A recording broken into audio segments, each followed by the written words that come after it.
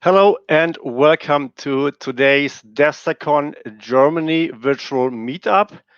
For those of you who are new to DevSecCon Germany, this is a virtual format, a monthly meetup, and it's part of the global community of DevSecCon Global.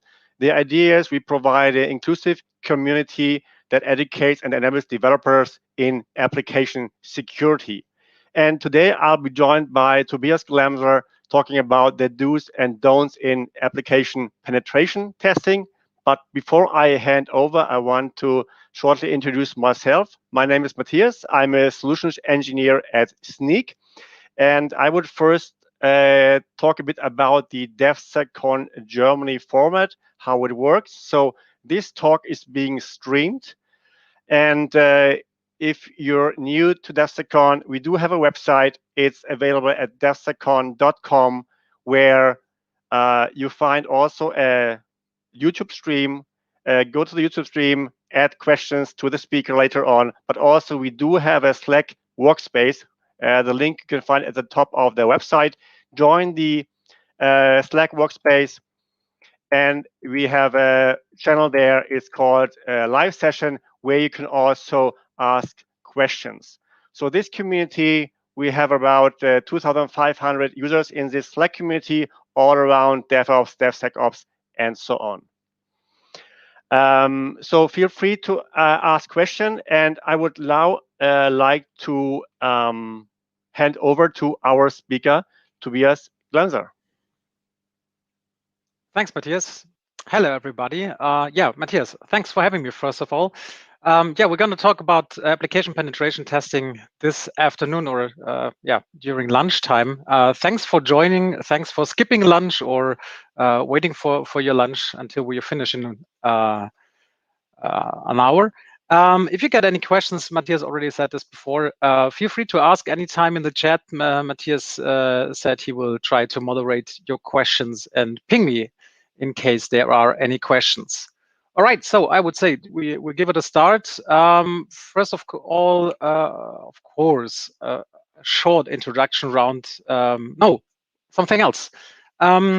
Normally, I'm a security guy, right? So normally I'm talking to security guys that security is quite important. Well, even if you got Sec in DevSecCon in the title, the first thing is dev. So obviously I'm talking to development guys or stakeholders, hopefully. So normally your day-to-day business is not only security. So normally I'm preaching to the choir, security guys telling security guys that security is quite important. So I'm really happy to be here. And again, thanks for joining this talk. So just a brief overview of our company. We're located near Stuttgart in southern Germany. We're an owner-based company, and we do cybersecurity already since 1988. So we did it like in the last 30 years, 25 years. And we're completely focused on cybersecurity. So everything we do is related to cybersecurity. And as you can see here, we're trying to have a good place to work here. No, it's not a good place to work. Obviously, it's a great place to work, right? So we got certified in the past 2 years to be a great place to work. So what do we do as a company? We are a so-called, in German, it's called BSI Prüfstelle.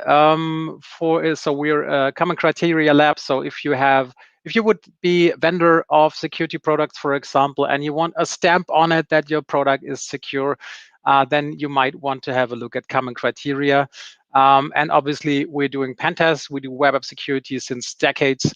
And yeah, we're taking care on information security management systems as well. And yeah, we're certified by the German BSI, by the Bundesamt für Sicherheit in der Informationstechnik, for all three things we are doing: evaluation lab, pen testing, and ISMS. Yeah. So who am I? Tobias Glemser. I'm in the field of InfoSec since more than 20 years now. I'm the CEO of the company, and I'm a BSI certified pen tester. What does that mean? The German government recognized that it's quite hard to find good pen testers, and so they made a certification. And you cannot train for this certification like at OCSP or something like that. And it's not only technical, so they want you to prove that you're able to scope a pen test, for example, that you're able to document the pen test, that you're able to present your results to maybe a non-tech audience. So I'm a BSI certified pen tester since 2012. I got the certification number 005. I would have been happy to know that I'm 005 because I would have been waiting until 007. But yeah, so now I'm number 5, not number 007. I'm an author. I'm writing articles, for example, for the German magazines like IX. And I've already wrote together with other volunteers a white paper about how to do a pen test, and not from a technical point of view, but from a scoping point of view. So you're looking for a pen tester and you don't know what to do, right? You have the task to do a pen test, and you should know some organizational things as well. And we did a white paper in German as OWASP Germany years ago, how to do such a project. I think most of you know the OWASP Top 10. The OWASP Top 10 is like the flagship project of OWASP, and there's a German translation and other translations as well. And I'm the lead for the translation team here in Germany. I have some honorary posts. For example, I'm one of the OWASP German chapter leads, so I'm taking care on OWASP in Germany. We got some local meetups as well as OWASP, as a web application security community. And yeah, since 3 years now, I'm ambassador for Casa Joana. Casa Joana is taking care about women in Peru. So if you want to support such volunteers like Casa Joana, just have a look at our website. It's worth supporting. Peru has been hit by COVID quite hard, and they're trying to help. And then we got the Teletrust in Germany. I'm an expert for Teletrust, volunteering there. Teletrust is an association taking care on IT security on a more political level here in Germany. Right. So first of all, if we want to talk about application penetration testing, then of course we should think about what is a pen test, right? So this is kind of a definition of a pen test. What is a pen test all about? This is where it normally starts. This is in German, right? So this is a real message we receive all the time. Hey, hi, I have the task to do a pen test. How much does a one-time pen test cost? Thank you. So this was somebody who wanted to test a shop system, and he asked for the costs for a one-shot. Another example, which is quite, we thought it is funny. Hi, I'm from China. We got some hacking. We pay good. Give us, we pay $2,000 per site to have a test. But obviously, this is not how it works. So sometimes it feels interesting. Like it feels like we would be at the butcher's shop, right? And somebody steps into the butcher's shop and asks for meat. So give me meat. How much is it, right? So this is the question is not precise enough to be able to answer to this question. So if I would work at the butcher's shop, I would need to start my consulting, right? So which kind of meat do you want? Why do you want meat? What is the purpose for the meat? Do you really want to eat meat because you told me you're vegan? So there are lots of questions to solve if somebody is not into your business. And this is why we need to talk about the definition of penetration testing. So this is one possible definitions. There are lots of definitions out there. I read them all and I tried to put all information together. So first of all, a penetration test is sampling. It's focused on a target. So you cannot do a penetration test on an organization because we are talking about technical testing, right? So it's a technical test from an attacker's perspective. If I would be a sales guy, I'm not a sales guy. If I would be a sales guy, I would talk to you and tell you, well, we are paid hackers. So no, we are not paid hackers. Hacking is a mindset, right? You cannot learn hacking. You can learn pen testing. Pen testing is a profession, and you can learn it. So what a pen test is all about is not about hacking. It's about testing something from an attacker's perspective. And of course, you need to be creative, and of course, a hacking mindset helps a lot. But again, hacking is a mindset. You cannot buy hacking. You cannot buy hackers. Yeah, so a pen test is from an attacker's perspective. And a pen test is planned.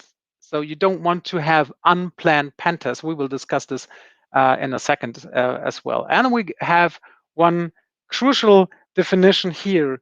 So we have time box testing. What does time boxing mean? So I need you all to think about a project plan, right? So we have a project plan for a pen test, and you, as a result of a pen test, you always get a PDF. That's what you get. So we have testing and we have documentation within our project plan. Now think about, let's say, 10 person days of testing. Ask your stomach, how many days do we have for testing and how many days do we have for documentation within those 10 days? So go ahead and ask yourself, how many days do you have? So normally, if it would be on premise, then I would ask you, and you would raise your hand. So from experience, some of you, like 30 to 40%, normally think that we have like 3 days of testing and 7 days of documentation. Another 30 to 40% would think the other way around. So they would think like it's 7 days of testing and 3 days of documentation, and the others would be spread somewhere in those 10 days. Well, I cannot tell you for any test we are planning how many days we will have for testing and how many days we will have for documentation within this given project. This sounds ridiculous, right? I don't know how many days we would test. But this is the mechanic of penetration testing. We don't know about how many effort do we have for documentation because we got negative reporting in pen testing. Of course, we know something which is going to be in the report, right? So we know there's going to be a management summary and stuff like that. But normally a pen test report is stating about the vulnerabilities found in the pen test. And we don't know how many vulnerabilities we will find in the test, because this is like part of the testing, right? So if we would test a broken application, then maybe we would test like only 3 days, because we will find so many vulnerabilities that we have a long report. And of course, we don't need to test more, because we already know after 3 days of testing, this application is broke. On the other side, if we would test like 7 days or 8 days within a time box of 10 days, and we would find almost nothing as a result, and we would have a short report in the end, then we would know this is a resilient application. So in the end, given the fact that we don't know about how many testing effort we will have a good result, right? In one case, we would know the application is broke. In the other case, we would know the application is quite resilient within the 10 days of testing. So this is time box testing. And we see this coming up if we talk about certification in the EU. We have approaches in the EU that applications or products are going to be tested within a certification process, in small certification, not like common criteria, but smaller approaches, like the French government has it already, and the EU will join this. And there we talk about fixed time testing. So even at the certification process, we will have fixed time testing. So if you will ever hear about fixed time testing in the future, then you will know, okay, this is like a time box approach with the goal to get a certification in the end. Okay, and this is quite crucial to understand what pen testing is about if you know about time boxing and how this is working.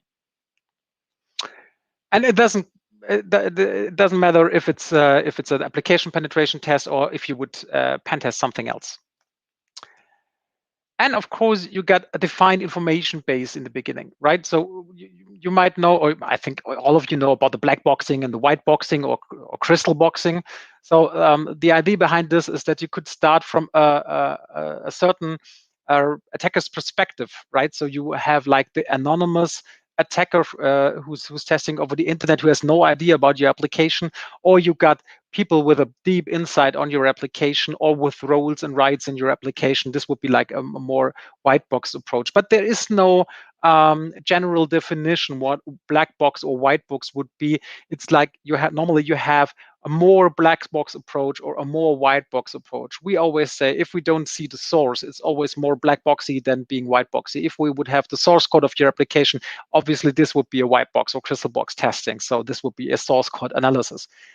Besides, we're not talking about source code analysis today. We're talking about dynamic testing. So like through the front door of your application, like the outside attacker would test your application, right? There's source code analysis as well, but we will not cover this today. Yeah, and a pen test obviously is against defined targets. So you will conduct a test against a target you talked about before, for example, a web shop. So this would be one example. And this is crucial as well. We got several methods to look at the target from an attacker's point of view, right? So if you would think about a web shop, you would have, for example, a AWS instance running at Amazon, right?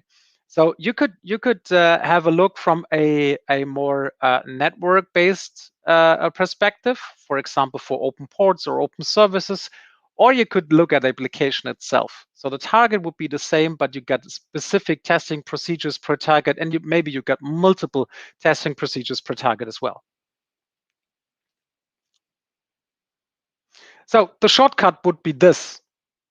A pen test is an expert conducting an attack in a specific time period given against a specific target with a specific methodology. And this is where it's getting quite hard if you're looking for pen testers out there. So if you're asking companies doing pen tests, how long does it take to test against this target with this testing procedure? Then you will get different answers. And they are all right. If somebody would tell you, well, we need like 4 person days for your application, and another company is telling you we will need 6 person days for your application, and they are following the same methodologies, then they are all right. They are calculating different. They are calculating a different time box. So my advice would be talk to them and find out which approach fits better to your needs. All right, so let's have a look at pen testing of applications. Now we know about penetration tests. And Matthias, I don't know, are there any questions already for the definition? I don't see any questions in the chat yet. Perfect. So it seems like everybody's got the clue. Perfect. Thank you, Matthias.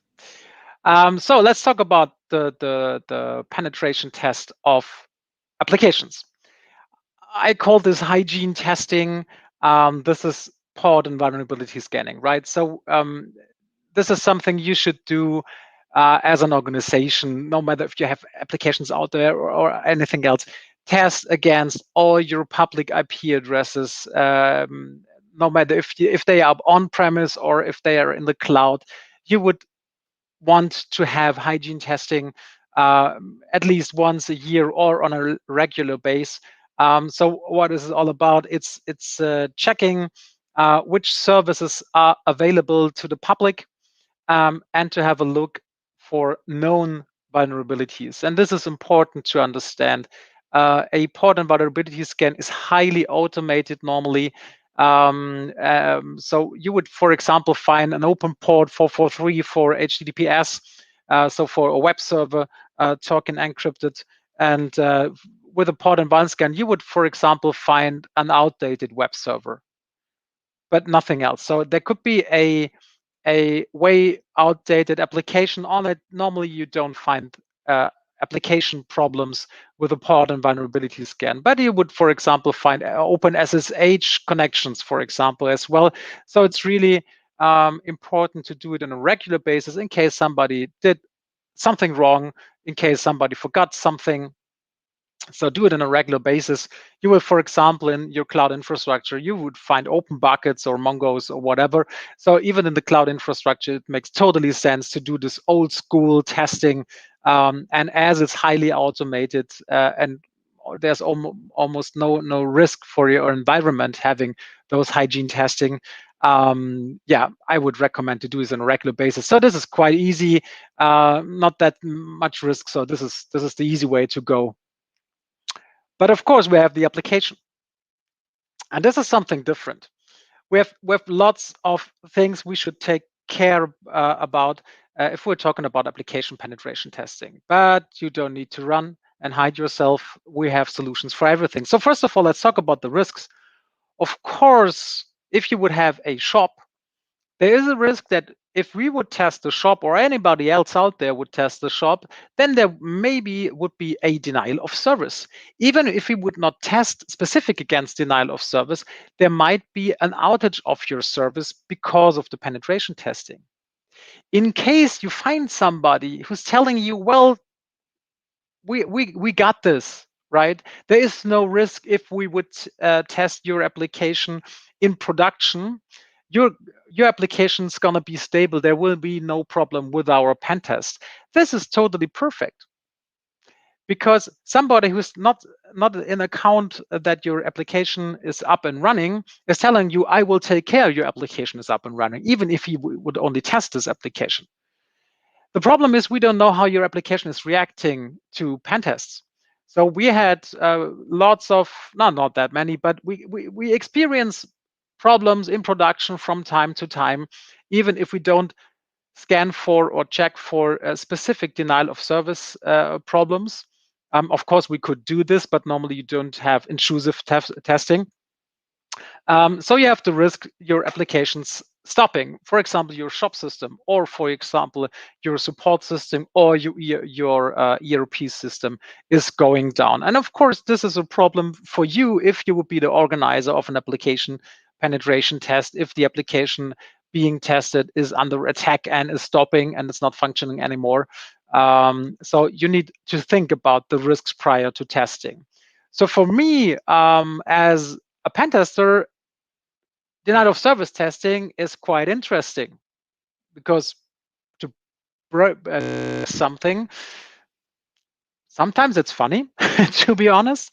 But of course, if I would be the one being responsible for the test, I don't want anything to be broken while testing. So think about the risk of denial of service. So let's talk about the do's and don'ts of application penetration testing. Many applications out there, web applications, are talking to APIs, or an API is part of the project. So for example, a REST API. The problem from a tester's point of view is that we need to know about the endpoints of your API. Sometimes we have projects and the people there are asking us or telling us, well, we want to have a realistic approach. We don't tell you anything. So this is the URL for our API. Go ahead and test it. Do you really want to pay us for a search for your endpoints? This is not what testing should be all about. It's not about an realistic hacking attack simulation. It's a resilience testing. It's part of quality testing, right? So you don't want the tester to search for anything. You want the tester to test. So we need, for efficient testing, we need a documentation of your endpoint. So it's quite easy. If you would have an API implementing all your calls to the backend, all your calls to your API, then we would know all calls to your API, right? But in many cases, we got hidden API endpoints, we got undocumented API endpoints. So we need a documentation of your endpoints. Many of you would know Swagger, right? So there should be some kind of documentation. And the problem is that we don't only need to know what endpoints do you have in your API? We need to have an understanding what is the payload and what is valid payload from a business case or use case point of view, and which would be invalid payload. So we need payload as well. So the easiest part would be that all your calls of your API are implemented in the UI itself. If this is not the case, we would need to have some kind of documentation. If your application is capable of logging users in, then we would need 2 accounts because we need to test through those accounts. And if you have an application which is multi-client capable, of course, we need to look at those 2 clients normally. So now this is an interesting part, talking about WAF or CAPTCHAs or CSRF tokens or throttling or intrusion detection systems. So all of those mechanics are quite valid as for protection of your application. And I'm asking you as a security tester to disable all of those features for the test. This sounds ridiculous, right?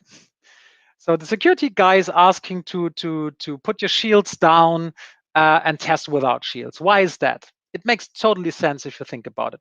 We don't want to test your web application firewall.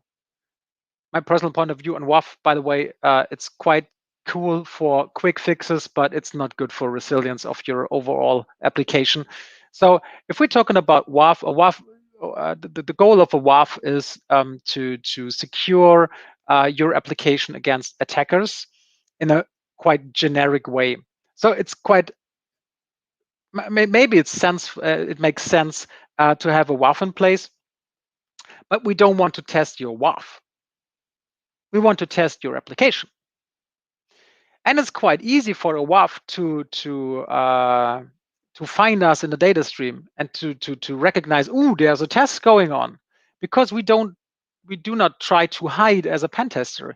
We try to be effective. So we are fast and we are loud. And I see Matthias popping up. Yes, we got one question from Simon in the chat. How would your approach? I think it was when you talked about the first key item there. How would your approach change if the application you're pen testing does not have a web application style front end? It could.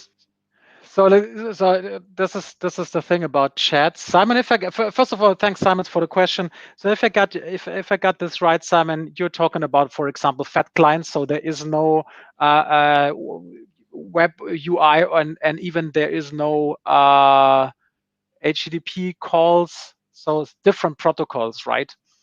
So it's the same, this really depends on what your backend is. So normally, if we would have a fat client and a quite unknown language, then we would try to intercept the traffic, and we would try to learn the traffic and do like raw analysis using Wireshark, for example, something like that.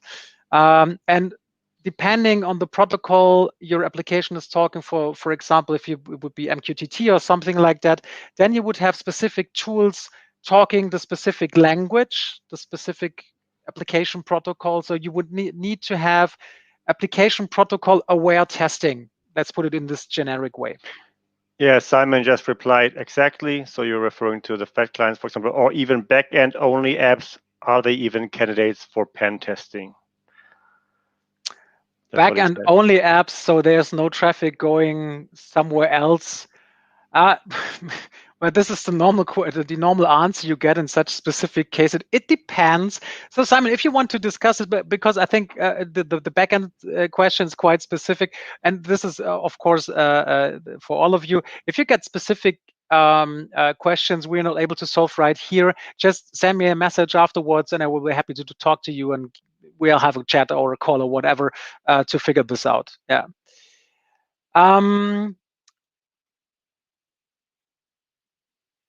And there's another question coming in, right? When to perform pen testing during SDLS? So the question is, during your software development life cycle, where do you want pen tests to happen? And this is a really good question. Again, it depends, but what we want as security guys, so if you would think about your project plan of, not about the project plan of the pen test, but your project plan if you would test, then normally you have development, and quite at the end, there is this pen test.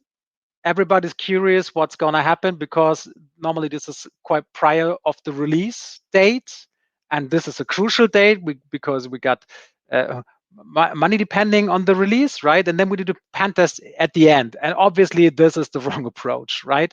So if you would have a look at the OWASP top 10, for example, there you got the term of push left. Yeah, you all know push left or shift left, and this means that if you have the project plan, you want to push pen testing from the right to the left in your project. So if you would have, for example, the first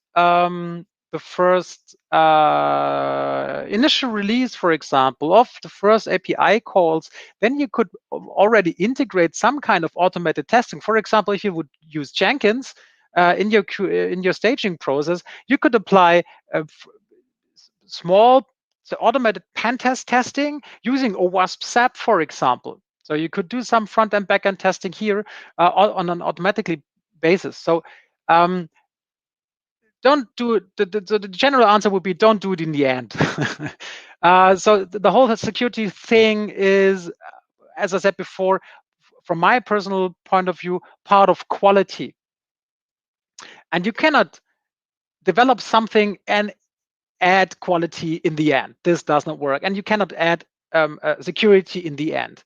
So what we see a lot is like Homer Simpson telling Bart how to shave his beard, right? So he's telling Bart how to shave his beard, and you always only see his stomach and Bart in the small sketch.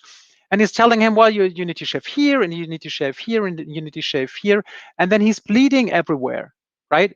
And this is how software development works. We're doing something, and in the end, we have like it's bleeding everywhere, and we want to patch those bleeding spots, right? So if you want to have a look at, if you want to improve your SDL, then have a look, for example, at OWASP SAM. SAM is a document describing how a secure software development lifecycle could function and where to apply testing. We got some projects where we integrated in the sprints of an agile project, for example. So if there is a new release, we would do like diff testing. If you have a quite mature process, you could include pen testing companies as well in your software development lifecycle. So again, here it depends, but hopefully you get a glimpse of what's possible. All right. I've been talking about web application firewalls and CAPTCHAs and stuff like that. So the thing is, we have mass testing, talking about application penetration tests. So we need to test for payloads. We need to test attack signatures, and we need to test lots of them.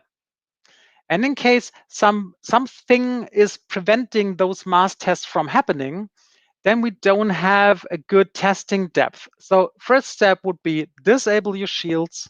We will test your application for vulnerabilities, and in case we will find vulnerabilities, you would then enable your shields again, and we do selective testing.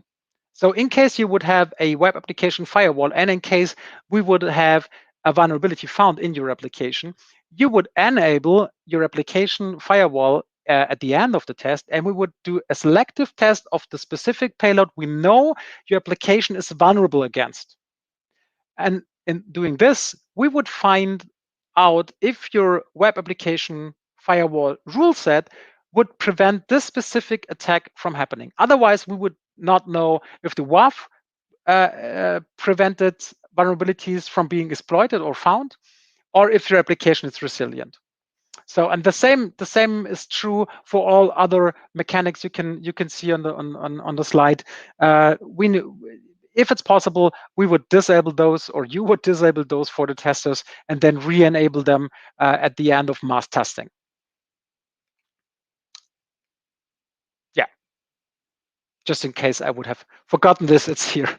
written down. And of course, you get the slides at the end if you want. So I can provide them to Matthias, and I'm quite sure he will provide them for download for you guys. So think about risk. One of the main risks we have talking about application testing are the workflows. Think about a contact form, quite easy workflow, right? Somebody wants to contact your cool company you're working at, and somebody's filling out the contact form and clicking on a button, and then somebody gets an email normally, or your ERP system is getting something. Again, we do mass testing. And if we would do mass testing on your productive environment and kick the workflow thousands of times, then we would trigger the workflow thousands of times. And this would maybe result in a problem for the people getting the result of the contact form. For example, if you would think about your first level support, they would be flooded by our messages.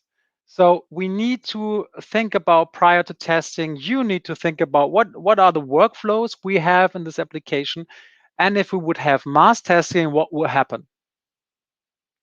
So in case you got workflows you need to filter or something like that, and in case you would be testing on productive environment, then you could, for example, define keywords you're filtering for, or exclude something from testing. This is valid as well. Of course, you need to document this as a tester, but in case there's a too high risk on this work case being tested, then you could exclude this from testing, resulting in a vulnerability, of course, right? So if there's something you don't want a pen tester to test, then this is a problem, because any attacker could test this as well. So yeah, you might think about if it's a good thing to exclude something from testing, but maybe it makes totally sense on your specific case. Yeah, and what is our target environment we're testing against, right? Do we test against prod, or is there some staging system we could test against, or a testing system? The thing is, we need a functioning environment, a functional environment. Sometimes we get like a test environment and nothing's working. You cannot test an application which is not functional. So we need a working environment, and often enough, this is the production environment. But often enough, it's staging or even a special pen test environment where nothing can go wrong from an operator's point of view. So if you would decide on the question which is the environment we're going to test against, you want to involve all your stakeholders and discuss this with them. And this is this seems like a humorous question, but it's not the case. Often enough, we got problems accessing the target, because sometimes we get customers and they get they're telling us, well, yeah, cool, test against please the staging environment, for example, but it's not accessible from the outside. So this is a crucial question. So you don't want to clarify 1 day prior to your testing period.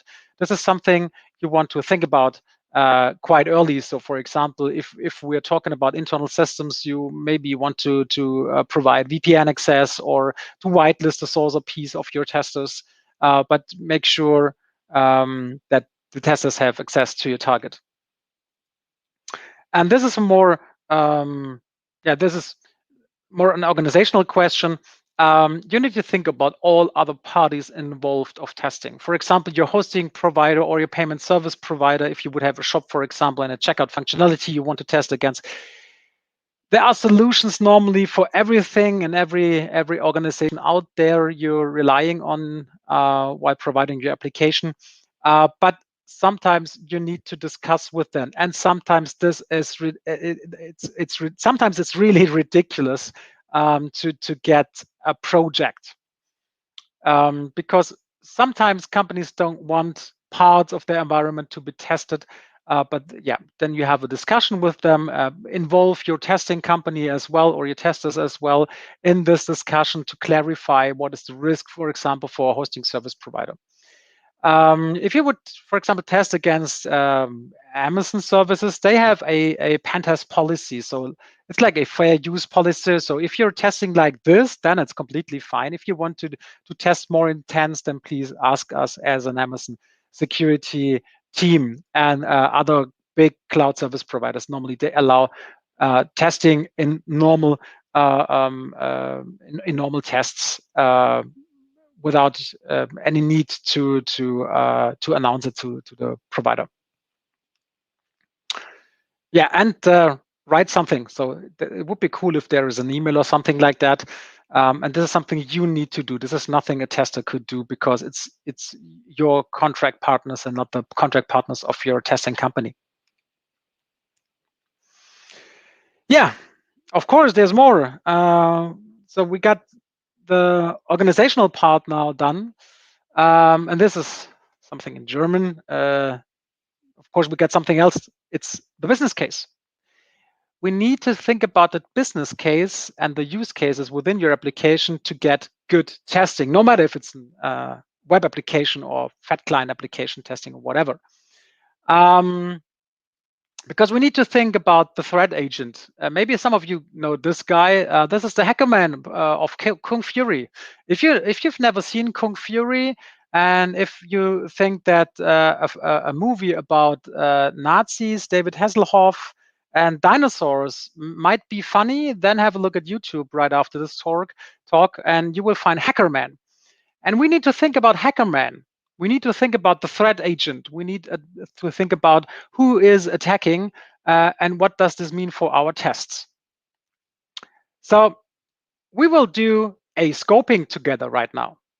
So we will test, no, we won't test the web shop right now. We will scope the pen test of a B2T web shop, which is not existent at all.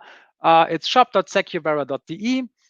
And our business cases, we sell pen tests in different sizes. So small, middle, large.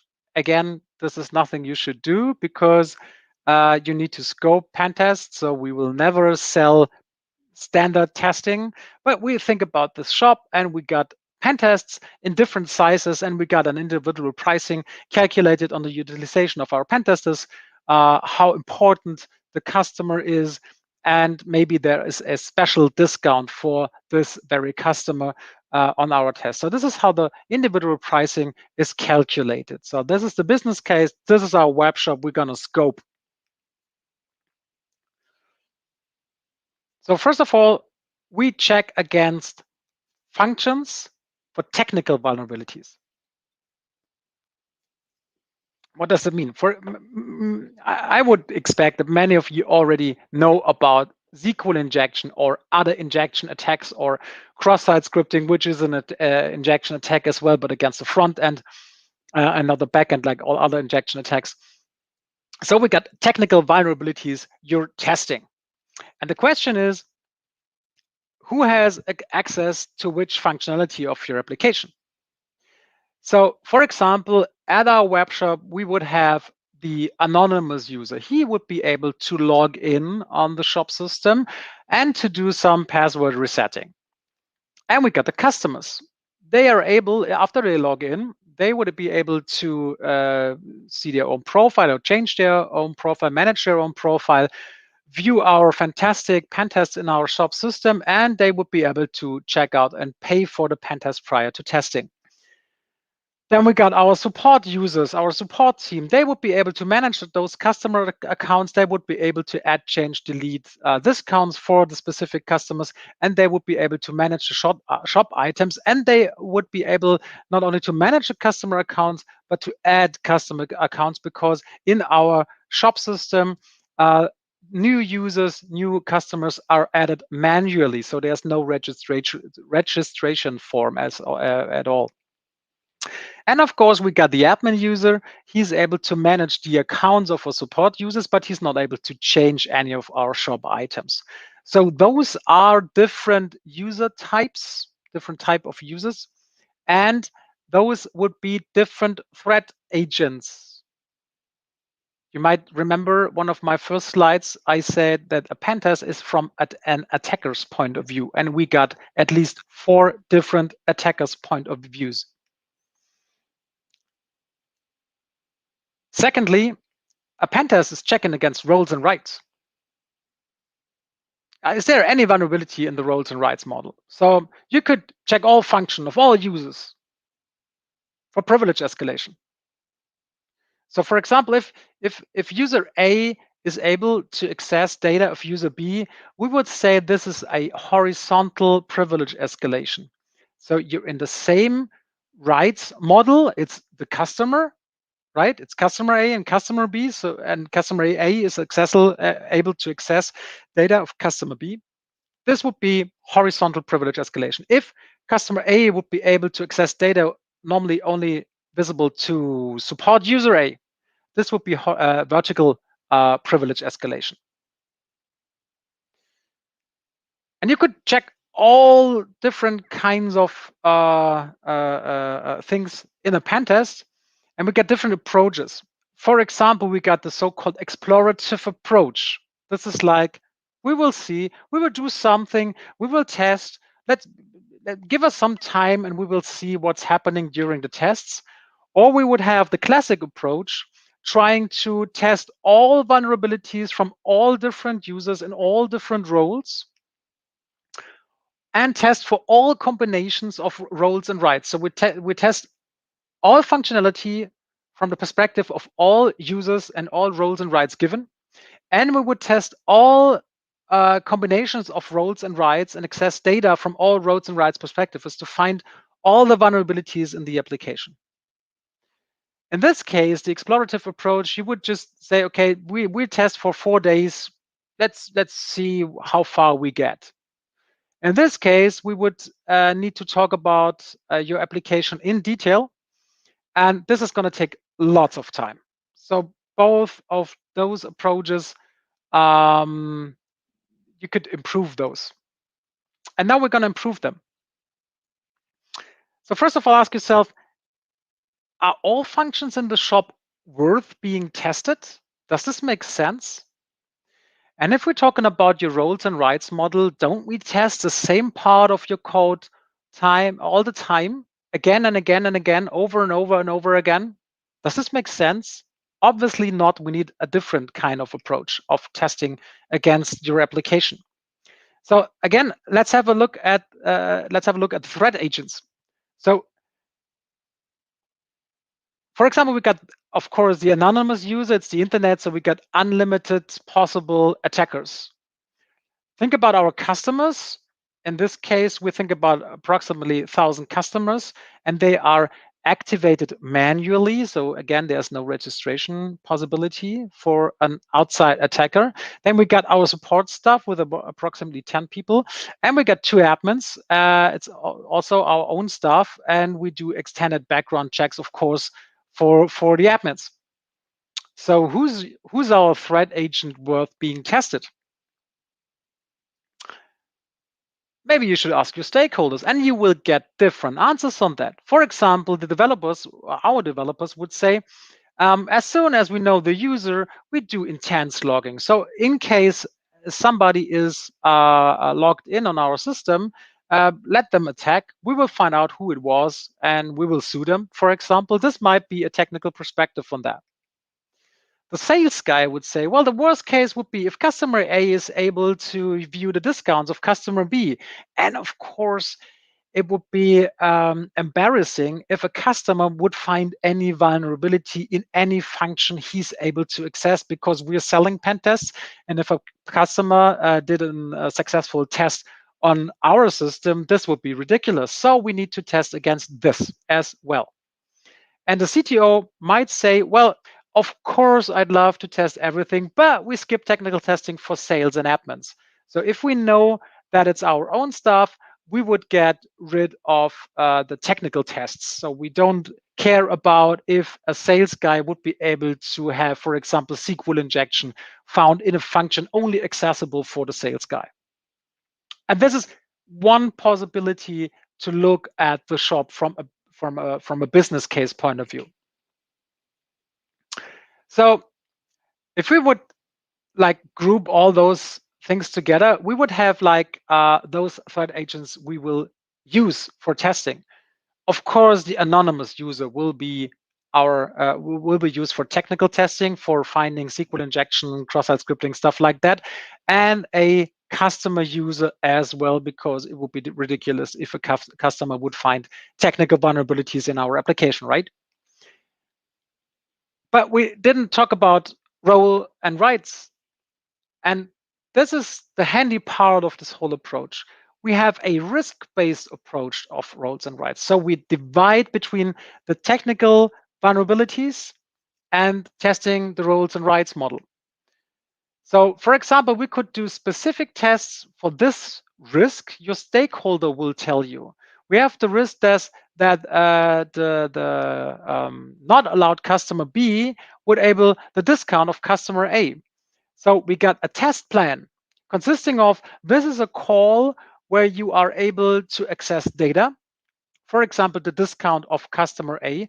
Please test this specific request against privilege escalation, horizontal way. So we got customer A accessing customer A's discount. This is the allowed call, and the not allowed call would be customer B trying to access customer A's discount. And this is one of the most found vulnerabilities if we would test against REST APIs, for example, because APIs normally authorize calls, and they only have a look if the user is authorized to have a look at this function, and if the data set is existing. So this is really important to test. And then we got another thing, we got the change of a discount of customer A. Allowed is the sales account A. So this is the sales guy with the account A, or sales A. And not allowed to change customer A's discount would be any customer. So this would be one example for vertical privilege escalation.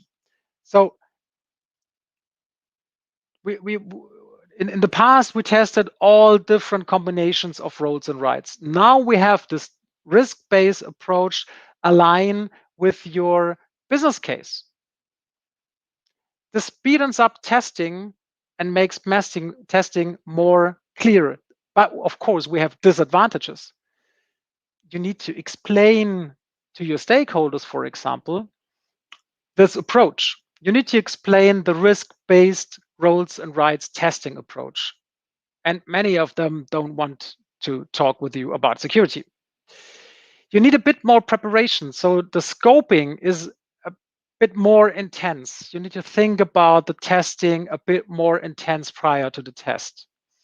And maybe the stakeholders, as I said before, might be a bit restrained, because you all know security is done by our security department and or by our developers. So security for stakeholders often enough still is something to be something for technical guys. They need to take care on security issues, right? It's not something for the stakeholders. But this is wrong. Like you don't develop software for your own purpose. You're developing software because the stakeholders tell you what they want you to develop, right? So it's the same thing for security. They should tell you how you should take care on security. Of course, they don't know, but we need to talk to each other, and we need the stakeholders to be part of the security process in the future, at least. So those are the disadvantages. And of course, this approach has lots of advantages from our experience. We have less effort for technical testing because we think about the threat agents. We think about valid threat agents from a business perspective, right? So what are the threat agents we should test against? We get significant less effort for privilege escalation testing. If you would have a complex roles and rights model in your application, you could test for ages.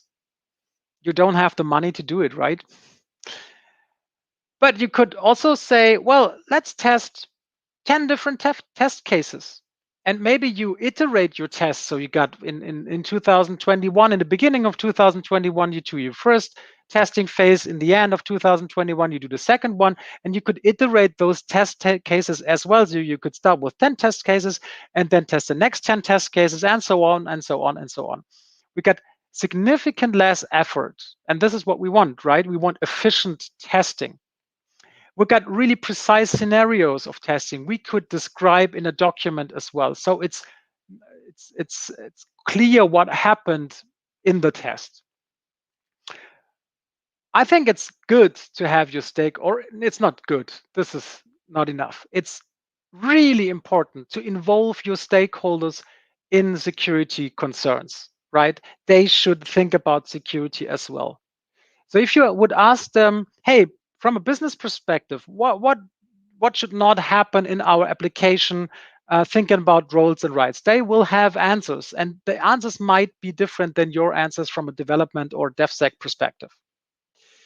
So in the result, your testing would be completely aligned with your business case, and we would have a risk-based approach. And this is what security is all about, right?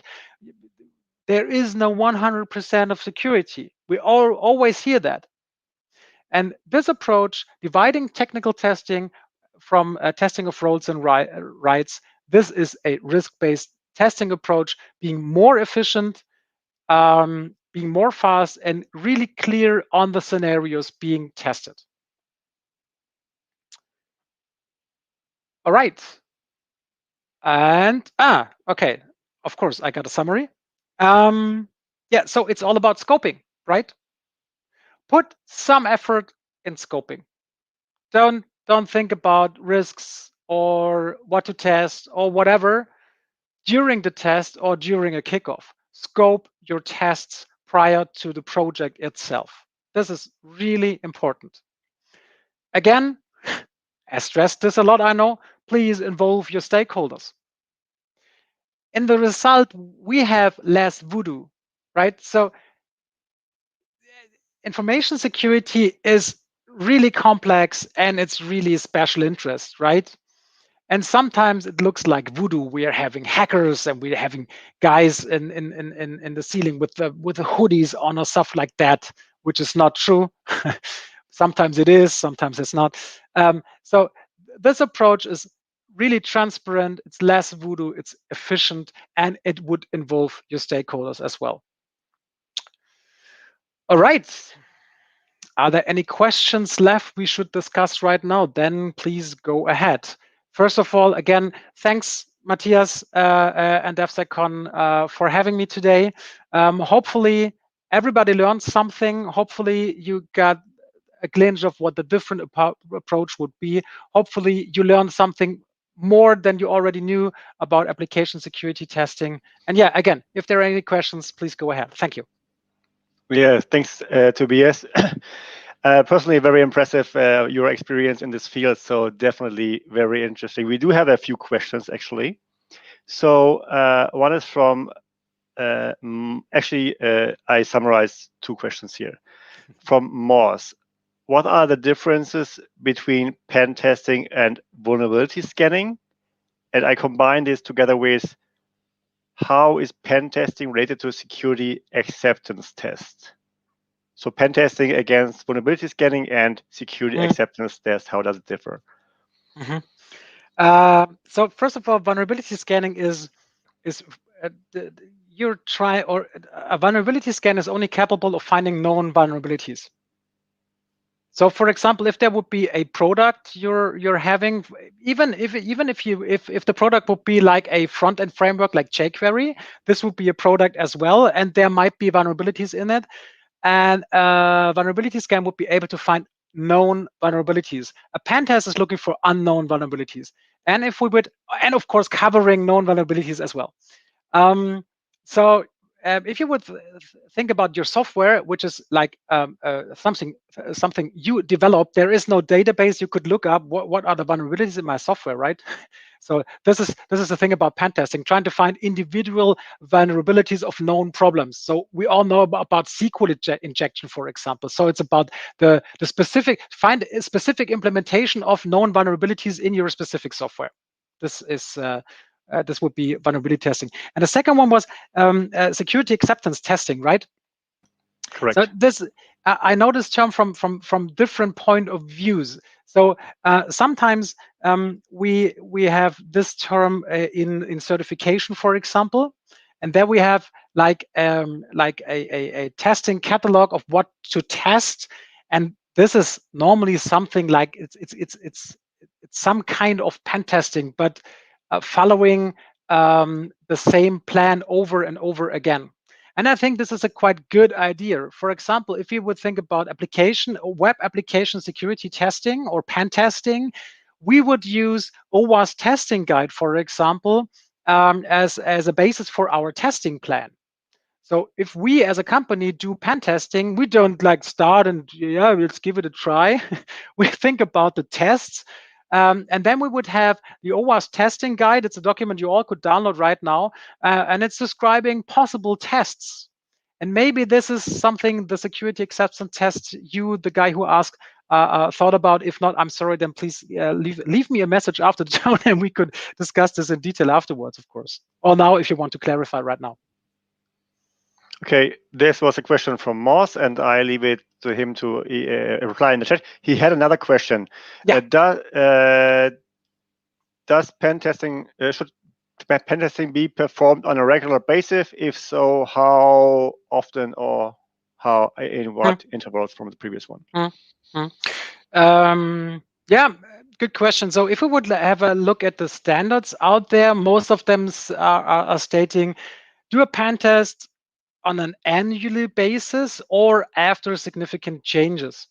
And I think the second part is the most important part, after significant changes. So if you change crucial functionality in your application, then retest. To be honest, if you think about application penetration testing, for example, web application security penetration testing, which I covered a lot today, I know, because most of the applications out there are web, we don't have brand new vulnerabilities out there, right? So SQL injection, we know about SQL injection or injection attacks since decades. We know about cross-site scripting since decades. So the vulnerabilities are not evolving that much.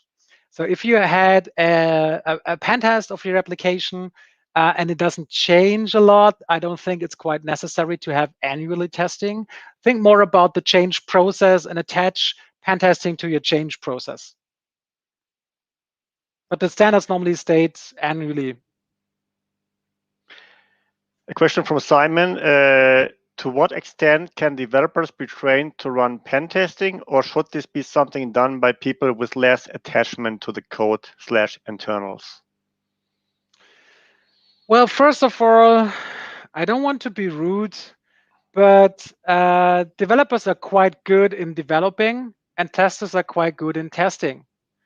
So maybe we just leave it like that. So I'm one of the baddest developers on the planet, right? And you could provide me, Matthias is a brilliant programmer, and he could provide me with all his tools and tell me what he does from a day-to-day base. And I'm quite sure I have some kind of understanding for what he is doing, but my code will be ridiculous. And it's the same for pen testing. This is something you cannot do in a good way if it's not on a day-to-day basis. When we hire people, we educate them over a month, even if they already know about pen testing. We sometimes got the problem that if they worked at another pen test company with different approaches, let's say, let's put it like this, a more sales approach in pen testing, then sometimes we have the wrong mindset for those guys. So it really it's a full-time job being a good pen tester, but it's a good idea to have pen test approaches in your development process. We don't want to have low-hanging fruits and pen tests as a tester. I don't want to find reflected cross-site scripting anymore, to be honest. This is something you can get rid of in your development process. So think about your SDLC. Think about enabling your SDLC to have like low-hanging fruit testing. Let's put it like this. I already talked about Jenkins. You would be able to combine with OWASP SAP to have this low-hanging fruit testing. Of course, you can do this low-hanging fruit testing, but this is not pen testing. This is testing from a developer's perspective to get rid of low-hanging fruits, and this is a good idea. And you don't want to have your colleague testing your code. This is part of your question as well. So what everybody wants out there, you want to be independent from the testing object. Thanks. I have a question from myself. So you just talked about the scope and the methodology, right, in the beginning. I just wondering, like, is it a good practice to involve social engineering? So let's say, is it part of what you do? Like, for example, like you on the call, you ask the secretary for the password, right? Or is it considered best practice? Yeah. So from a sales perspective, social engineering is cool, right? You got stories to tell, how cool you've been, and you betrayed somebody.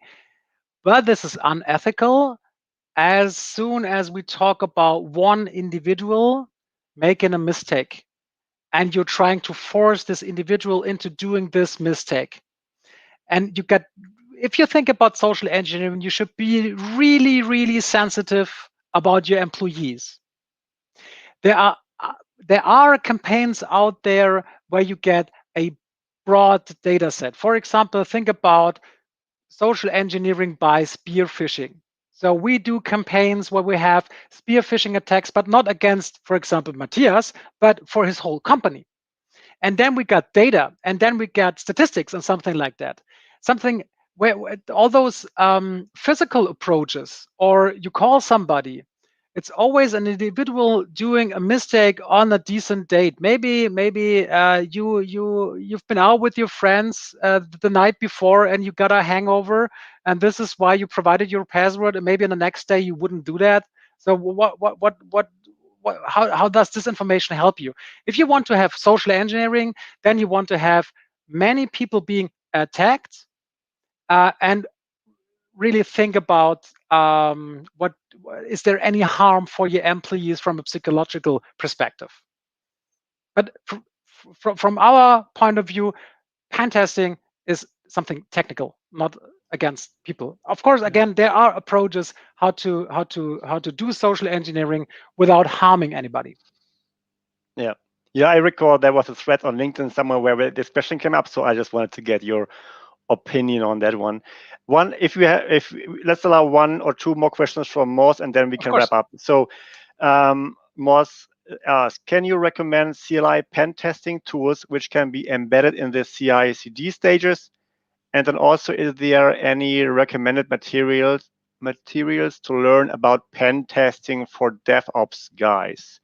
Mm-hmm. Probably hard to answer in in one sentence, but yeah, maybe you have something. So, talking about tools, I don't know about good CLI aware tools because normally we don't. So, at the moment I'm thinking about web application security testing, and of course there are tools out there with an API. So I think you're looking for something which is capable of being integrated in some kind of automation.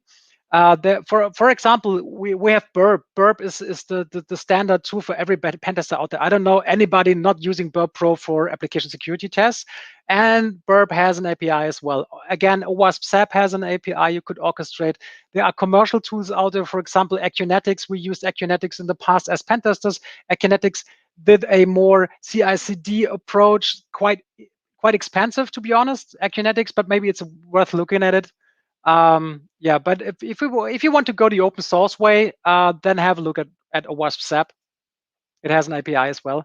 And I'm sorry, I forgot about the second part of the question. How to learn. Yeah.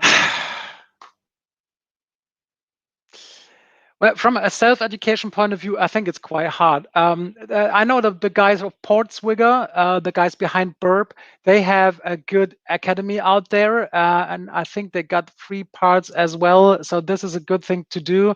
I'm not sure if something like all those capture the flag contests out there are good to learn about pen testing because it's about exploiting, and pen testing is about finding vulnerabilities and not exploiting them.